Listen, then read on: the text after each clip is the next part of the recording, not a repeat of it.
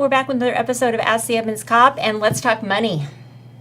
Like, you're going to pay me for these segments now, or? I don't think I'm allowed to take money for these. I'll have to think about that one. Yeah, I'll get back to you I'm on going to say that. no to that. I prefer my job. Yeah, okay. All right. Well, this is actually specifically fake money, counterfeit money.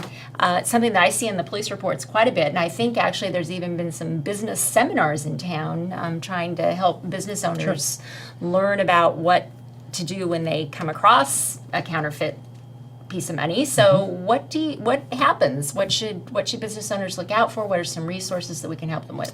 So the number one resource that there's a great website, and it's uscurrency.gov. Okay. I think it's a branch of the Federal Reserve or whatever, Right. some offshoot of one of their websites. A lot of good information on there. Researching all this topic, I spent quite a bit of time actually looking at their website. Pretty entertaining. They have a really great FAQ section dealing with the history of U.S. currency and how it's changed over the years, and some fun facts and that sort of stuff. So it was actually pretty entertaining. They have some really good resource information, training and education stuff for business owners.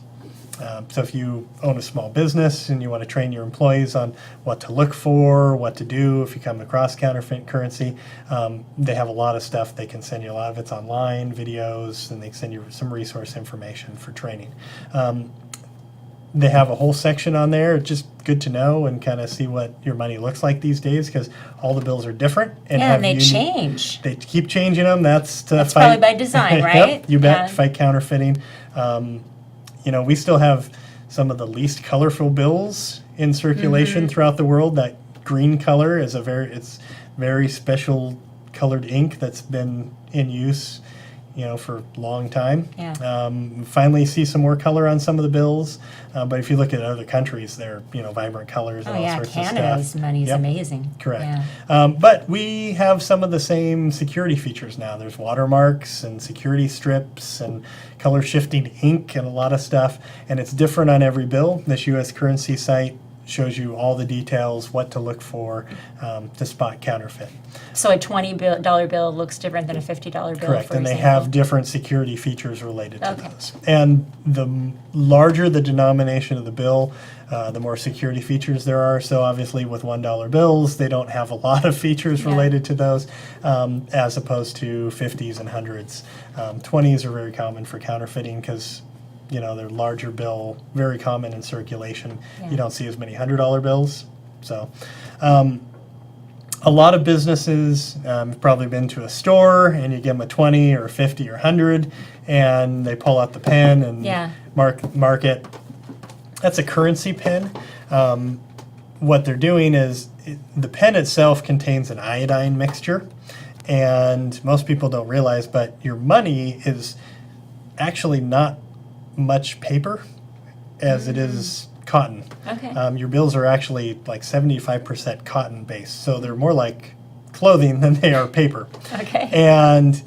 And paper, just like you and I have standard copy paper, that pen reacts with the starches in the wood and leaves a black mark. Whereas with real currency, there's nothing there. It's like disappearing ink, so to speak. That's why they do that. Correct. So if you have somebody that's printing money on a color copier using standard paper, when it feels different, you can usually tell. Sometimes they'll try and rough it up, to make it different. But the pen will react to that. What certain counterfeit people will tell you is it's not a foolproof measure, because some decent counterfeiters will actually wash money, so to speak, and then overprint on your standard currency paper. So it will feel like it. The pen will still react to it. Right. Yeah. So it's just good to pay attention to that sort of thing. If, as a business, you come across it, you give us a call. Right. Yeah. So the Secret Service actually handles counterfeit currency. That's one of their jobs. Dignitary protection and counterfeiting. I did not know that. It's the two things. That's what they were set up for. And I believe early on, at like the formation of the United States, there really wasn't any dignitary protection. It was only protecting the currency of the United States. Had our priorities at that time, I guess. Yeah, a lot of interesting stuff. There was a lot of different currency in circulation. when the country was founded, before we went to a standard, Right.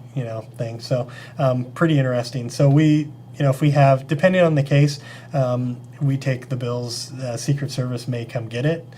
We forward a lot of our cases to them so they can look and see. They'll look by serial numbers and they'll start putting stuff together, see if there's a currency ring, working one area. If they see the same counterfeit bills with the same number, they can track them or pin them to certain people. So Okay. yeah, kind of interesting.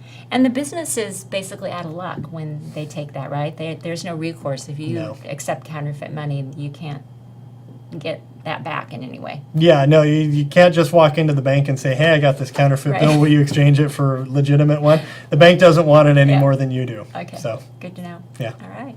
I learned something new today. Well, there we Thank you go. very much. Okay. We'll be back again soon with another episode of Ask the Edmonds Cop.